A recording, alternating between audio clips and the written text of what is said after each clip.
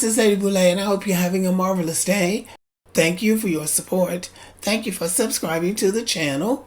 Thank you for your thumbs up, for your comments, and thank you for sharing the videos. Thank you for all you do to support the channel. And yes, we are commanded to love one another, whether we want to or not, or whether we agree with each other or not. Well, we hear a lot of talk about people saying black women are masculine and black women are not feminine. And so we just hear a lot of talking like that. Sometimes black women push back against that stereotype, and sometimes we don't.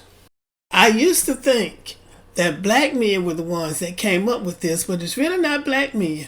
White men started this, and these black men who don't like black women or have a lot of problems with black women picked up on it. But this comes from white men.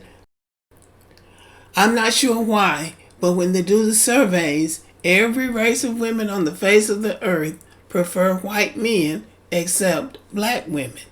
And then, the conflict that goes on with black women and black men adds another layer to it. So maybe they just reached the conclusion that black women are just masculine. I don't know. It really doesn't matter. I saw something on X, used to be Twitter. I thought it was funny, so I decided to share it with you. Listen as he reads off the traits of what he says men call masculine women, and see if any of these traits describe you, and if they do, would you consider yourself masculine just because some of these traits might fit you? So listen.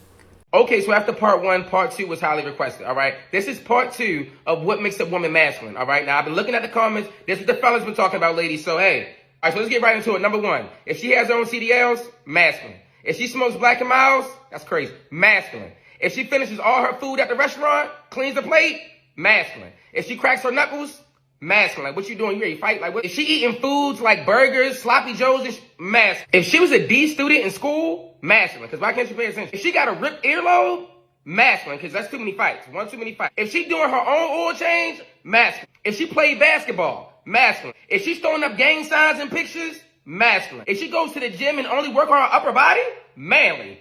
If her favorite artist is NBA Youngboy, masculine. If she wears snapbacks or fitted caps, masculine, brother. Chill out. If she got a tattoo on her chest, masculine. Whoa. If she wearing a Pooh Shiesty mask, masculine. If she backs into her parking spaces, masculine. If she playing spades and then slams the car down, masculine. Chill out, brother. And if she smokes more than 3 blunts a day, masculine. So yeah, ladies, that was the list. That's what the streets been talking about. I don't make this up, so. So that was the list. He says that's a part 2, so I gotta see if I can get my hands on part 1. I thought it was pretty funny. I eat burgers, so I don't know how many of those have to fit you before you consider yourself masculine. I certainly do not consider myself masculine, but I do eat burgers. I will admit that. And also, this is a fun way to do it without being mean. I thought he was funny. He didn't come across as being vindictive or angry. He probably made that list up himself. But still, it was a fun way to do it without making everybody mad.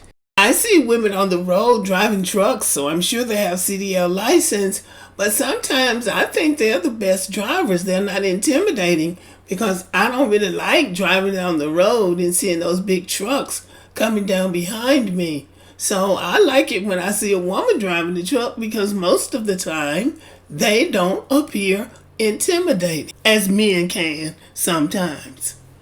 Oh, 2 of the funniest ones to me were, if you eat all of your food at the restaurant, you're masculine. I usually get a carry-out and bring some home, but most of the time I'll eat it up before I go to bed, so I don't know if that counts. And then I thought it was funny if you crack your knuckles. That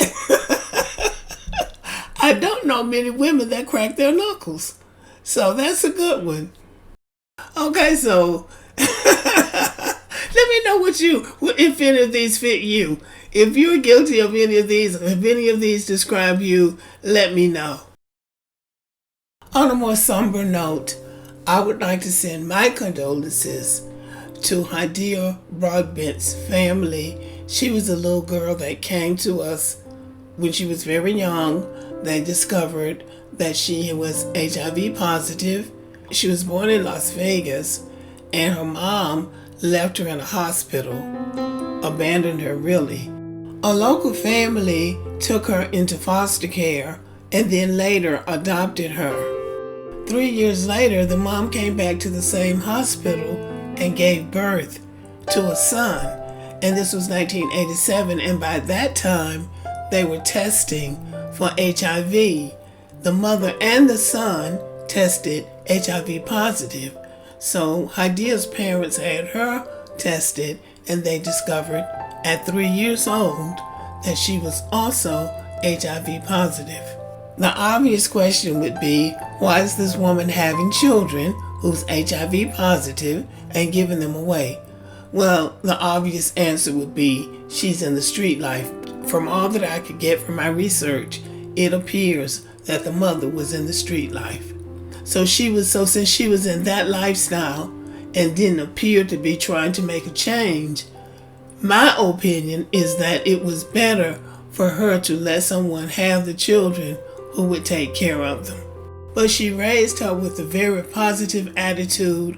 When she was a little girl on Oprah's show, she was talking about being an activist for people who were HIV positive. And I think she spent her life in that activism.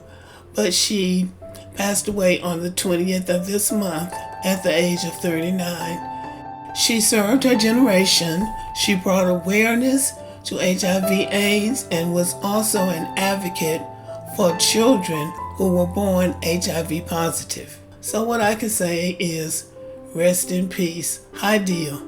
Job well done. Thank you for listening. Let me know what you think about the video. Subscribe to the channel, give me a thumbs up, leave a comment, share the video, and as always, have a great day.